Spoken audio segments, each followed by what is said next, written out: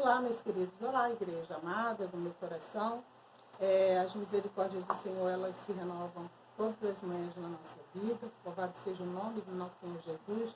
Quando hoje vamos estar estudando a lição de número 10, que é a resistência às heresias. Essa lição, o texto bíblico está em 1 Coríntios 2, de 6 até o 16. É um texto maravilhoso e eu vou compartilhar com a minha amada igreja, porque primeiramente o Senhor fala ao meu coração, né?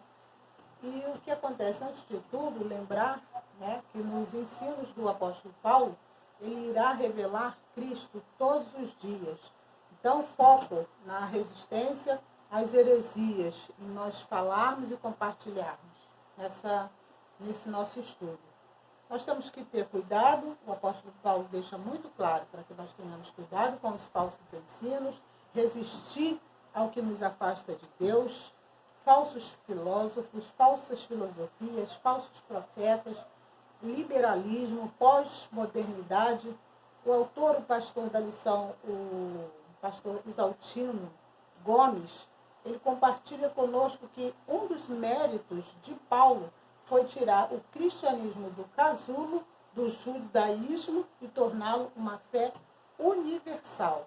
Ou seja, o evangelho, ele fala para cada um de nós nesse estudo que o evangelho é o vinho novo que não cabe em odres velhos. Eu gostaria, inclusive, de pedir aos irmãos que não deixassem os versículos que forem relacionados, não deixarem de compartilhar em suas Bíblias e ler todo o texto, contexto e conteúdo. Mateus 9, 17. Então, Paulo foi escolhido para essa missão. Está lá em Atos 9, 15 e 16. Paulo anunciou para cada um de nós, naquela época também, hoje é a mesma palavra que é anunciada para a gente, que as coisas velhas elas já haviam passado e tudo se fez novo. Então, Jesus morreu numa cruz e morreu por nós. Está lá em Mateus 9, 15 16. E o que Paulo tentou naquela época, era deixar muito claro que não era possível mais trazer aquelas velhas ideias, né, do judaísmo, do pessoal ali da Judéia, para que ficassem focados quando ele já falava num Cristo vivo, num Cristo soberano. Então, os judeus, mesmo que eles convertidos, ainda praticavam a observância da lei. E eles queriam que alguns novos convertidos, mesmo sendo gentis, eles obedecessem à lei. Então, essa é a chamada a judaização do cristianismo. Está lá em Atos 15, 16. Os irmãos podem deixar marcados.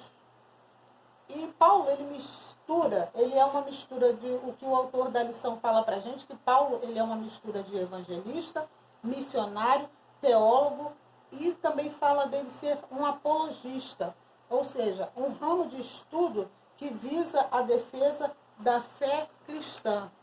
E o que é interessante também, que o autor vai falar com cada um de nós nesse estudo, é que havia uma pregação assim, bem definida, e não era possível uma distorção nesses estudos. Está em 1 Coríntios 15, 3, 4 e de 4 a 11. Então, o que o autor está falando nesse primeiro tópico é para a gente ter cuidado com o politicamente correto. Então, outras obras, né, teológicas também, fala sobre o olhar do outro, que era o eufemismo, onde o eufemismo você usa uma figura de linguagem no qual você pode empregar termos mais agradáveis. Ou seja, aqui o autor está falando para a gente que dizer que a opinião do outro vale tanto quanto a nossa. Então, nós temos que ter esse cuidado, porque nós temos que viver a Bíblia. E correto é aquilo que está na Bíblia. Nada pode ser mudado. O autor fala para a gente que qualquer olhar fora dessa ótica, ele está errado. Por isso, é oportuno a gente ver a postura de Paulo diante das heresias e aprender com ele. E o problema com os judaizantes. Tópico 1, desde já o autor entrando para falar com cada um de nós sobre como é que eles surgiram e que o evangelho realmente ele é do tempo abrâmico, ele nasceu no tempo, o judaísmo é desse tempo, mas ele foi rompido. Está lá em Atos, eu queria pedir os irmãos para não deixar de ler Atos 15, a lição, o texto todo. Os judaizantes, eles queriam tornar, né, o evangelho uma seita judaica. Então, eles insistiram e perseguiram Paulo por toda a sua vida. E Paulo, ele entendeu que a justificação pela lei anularia o evangelho. Está lá em Gálatas 2, do 16 até o 21, onde fala que a justificação ela é pela fé em Cristo e não pela lei. Alguns, hoje em dia, também eles tentam rejudaizar o evangelho, ou seja, a velha história dos odres velhos, de falar do Cristo vivo, que o Cristo não veio, que o Cristo não morreu, que o Cristo não se fez carne. Então, nós temos que ter muito cuidado, porque o autor fala aqui para cada um de nós sobre essa presença de símbolos que ainda é usado em alguns cultos até o dia de hoje. Ele fala sobre o menorá, que é o castiçal de 7 braços, a estrela de Davi. Então, são símbolos judaicos, a cabala judaica e a bandeira de Israel, que até os tempos de hoje ainda existem cultos que tentam memorizar e tentam infligir ao cristão, né, que isso é correto. Quando Paulo fala que ele entendeu que a justificação é pela lei, anularia o evangelho. Então, a judaização do cristianismo, nós temos que estar sempre atentos, porque o autor fala para a gente que até os dias de hoje, mesmo Paulo com toda essa luta, tem uma passagem, né, na Bíblia, se eu não me engano, eu vou confirmar depois, se é em Atos, né, onde Paulo vai com Barnabé e eles acabam que se desentendem, mas eles conseguem chegar a um consenso, eles vão alegres contar, né, em todo local que Jesus é maravilhoso, falar sobre as obras de Deus. Então, a sede de Paulo de fazer com que o evangelho fosse pregado, o evangelho pleno, o evangelho puro, esse era o desejo do coração dele. E o que o autor fala aqui para a gente, que até os dias de hoje, o verdadeiro povo de Deus é a igreja, que Deus não tem dois povos. Amém, igreja? Ele toca nesse assunto, ele faz aqui, o autor faz esse atenuante para a gente, porque tem cristãos que estão empolgados, que chegam à igreja e falam, opa, aqui tem muito louvor, olha, mas cuidado com o louvor que você está escutando, cuidado com o que diz a letra, cuidado com as danças. O autor está falando para cada um de nós, porque isso é perigoso. Então, naquela de empolgação, de oba-oba, de não, essa igreja aqui não, eu adorei, porque aqui o pessoal dança, o pessoal canta, o pessoal vira. Então, cuidado para não trazer odres velhos para vinho novo para dentro da sua igreja. E fala também aqui que nós não podemos varrer a cruz para debaixo do tapete. Ou seja, o autor está deixando bem claro para a gente que a cruz é o símbolo da salvação, da libertação do crente, em que Jesus Cristo ele morreu naquela cruz e foi por cada um de nós para nos salvar dos nossos pecados. E ela é a central à nossa fé. O único Cristo digno de fé é o crucificado. Não há dois Cristos, não há dois Jesus, não há dois povos para você glorificar. Glorifique somente ao autor e consumador da nossa fé, que morreu na cruz, que a gente vai ver inclusive lá na frente, nessa caminhada dele, até pelo Calvário, né? Então, o autor fala que nós, já fala aqui, a gente já vai aqui, já podemos alcançar aqui. O único Cristo digno de fé é o crucificado. Está lá em 1 Coríntios 1, 18, e lá em Gálatas 6, 14 também fala que o nosso monte é o Calvário, não o Sinai ou o Sião. Não que nós não possamos adorá-lo, mas o que o autor está querendo falar, que essa morte de cruz, ela não foi por acaso. Não foi por acaso essa morte de cruz. E a passagem bíblica que o fala assim, mas aonde a gente deve adorar? Fala para Jesus, a mulher fala, né? Para onde a gente deve adorar? E aí Jesus tem a resposta, e essa resposta é para mim e para você também. E há cristãos que são inimigos da cruz, o autor fala, e o seu fim é a condenação, ou seja, nós não podemos negar a cruz, porque nós servimos ao autor e consumador da nossa fé. Aí o autor vem falando sobre o gnosticismo, um movimento esotérico, ali onde o autor fala que era um movimento que ensinava que a salvação pelo gnosis, que quer dizer conhecimento. Então, igreja, o que às vezes acaba até entristece o nosso coração. Esse conhecimento, nós temos que ter conhecimento sim, mas é conhecimento da palavra de Deus, que é a palavra que salva, porque a Bíblia diz que conhecereis a verdade e a verdade vos libertará. E os gnósticos, eles ensinavam que a salvação era pelo conhecimento, eles misturavam conceitos místicos e romanos e judaicos e faziam um símbolo que era a cabala. Então era uma ciência de mistério e eles queriam que o povo começasse a se curvar sobre isso, que achavam que impossível um Cristo. Como assim não levavam Paulo a sério? Então a salvação, ela é para quem possui conhecimento, né? Paulo tinha uma formação. E aí aqui no texto fala também sobre os docéticos, né? Que Jesus não era carne. Eles falam assim, mas parecia que era carne, mas não era carne. E o autor fala aqui também para a gente, que na Bíblia, em Atos 8, 9, né? 8, de 9 ao 24, conta sobre um fato sobre Simão.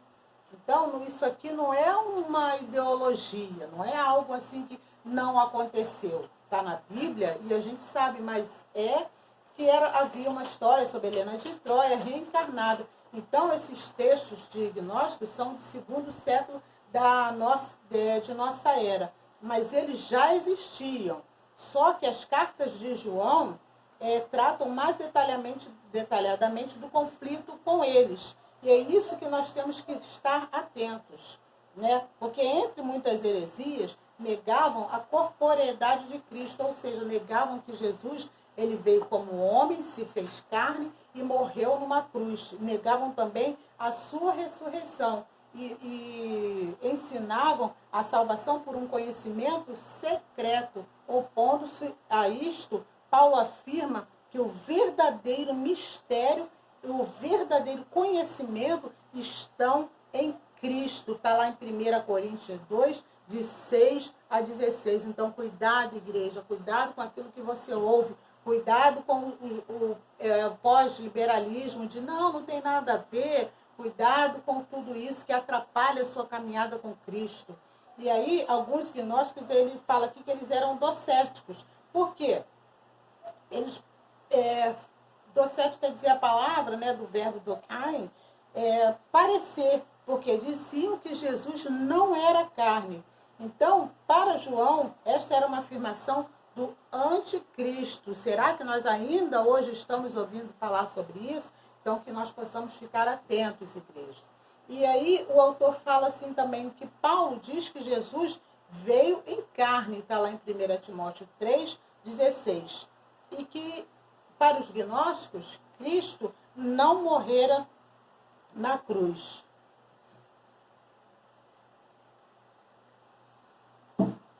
A mensagem da cruz, ela é central, no ensino de Paulo. Ele vê a sabedoria gnóstica como falsa. E o que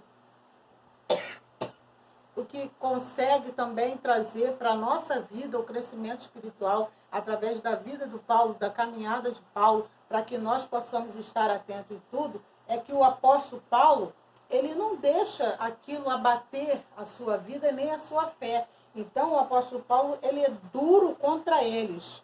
E vai em 1 Coríntios 11, né, de 1 a 6, ao ele dizer que a simplicidade do evangelho, ela estava sendo trocada pelo aquele palavrório oco de esoterismo. Ou seja, uma coisa que não ia levar eles a lugar nenhum. e não ia levar ele a nada. Era um discurso vazio.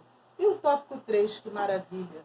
Que maravilha o tópico 3, quando diz que a grande intervenção de Deus na história é onde Jesus veio com a sua plenitude dos tempos, está lá em Gálatas 4:4, né? E Cristo, o autor diz que Cristo é tudo em nós, é a expressa imagem de Deus, imagem em grego onde quer dizer eikon, né? Espelho. Então você se espelhar em Cristo, ser como Cristo, caminhar com Cristo, e Jesus é a face de Deus, o autor fala para a gente. Vê-lo é ver o Pai. E esta ideia era determinante na teologia do apóstolo Paulo. E isso veio, então, como um antídoto contra as heresias. Ele combatia tenazmente qualquer ensino que diminuísse o valor de Cristo. Então, o autor está mostrando para a gente que as heresias atuais, elas mostram um Cristo insuficiente. A pessoa é salva por ele, mas fica presa de demônios e maldições de palavra, de maldição hereditária. É aquilo que o autor está querendo dizer. Não vai nessa igreja não, vai naquela que ali é a oração mais forte, ali é o culto que tira demônio, que você tem que fazer isso, fazer aquilo, fazer como se fosse algumas coisas esotéricas, para que você alcance, né, a sua libertação, alcance o seu entendimento, a sua você ter guru. Então, coisas que acabam quebrando maldições. E ainda hoje, o autor está mostrando para a gente esses ensinamentos. Então, o autor fala que triste, um Cristo fraco e demônios fortes. Há uma controvérsia nisso, né? Cristo salva, a pessoa entra em sua vida, mas não consegue transformá-la do maligno. Ela é a nova criatura, está lá em 2 Coríntios 5:17. Mas nada muda e só passa a ser nova, mesmo quando alguém quebra alguma maldição em sua vida. Então, nessa visão, o salvo precisa de alguma coisa além de Cristo. Não, basta a palavra do Senhor. Nós sabemos que Cristo, ele nos basta. E aqui o autor está falando também sobre o clímax da revelação, que ela expressa imagem de Deus. Tem um nome sobre todo nome, mas os hereges insistem em Cristo e os dons, Cristo e outra revelação.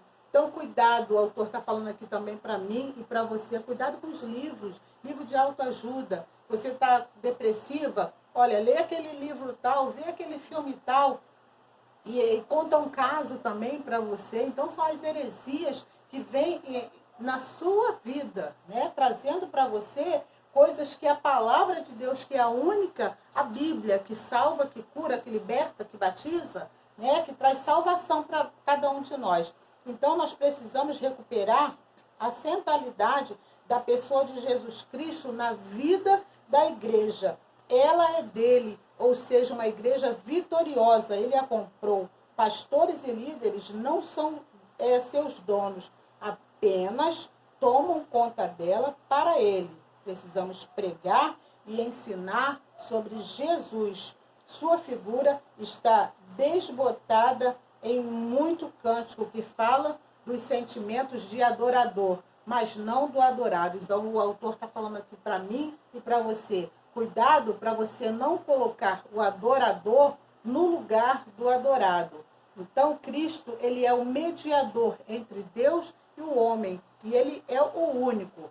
E para pensar e agir, nós vamos ter o antídoto para essas heresias. Primeiro, recuperemos o valor da cruz na fé cristã. Sim, na cruz, sempre me glorio. O autor está falando do hino 289, do cantor cristão. O 2 é a igreja, é um evento cristológico. E o 3 no 2, o finalzinho, Cristo é a razão de ser da igreja. E no 3, ele é a chave para se entender as Escrituras. Sem ele, não há salvação. Deixo para os meus amados irmãos, Colossenses 2, 8 e 9, para os irmãos lerem e refletirem sobre o que o Paulo fala a essa igreja e falando hoje para cada um de nós. Vamos viver o Cristo. Vamos deixar, não vamos deixar que as heresias que têm alcançado as nossas igrejas venham nos afastar da presença do Senhor. Querido Deus e eterno Pai, nós oramos a Ti e agradecemos ao Senhor. Sabemos que não somos perfeitos, mas sabemos que em Ti somos mais do que vencedores e queremos alcançar de Ti, Senhor, a Tua palavra, que é viva, eficaz e que não volta vazia. Muito obrigado, Senhor Jesus, porque a Tua morte nós temos certeza e cremos que ela não foi em vão. Obrigado por tudo. Em nome do Seu Filho amado Jesus Cristo. Amém.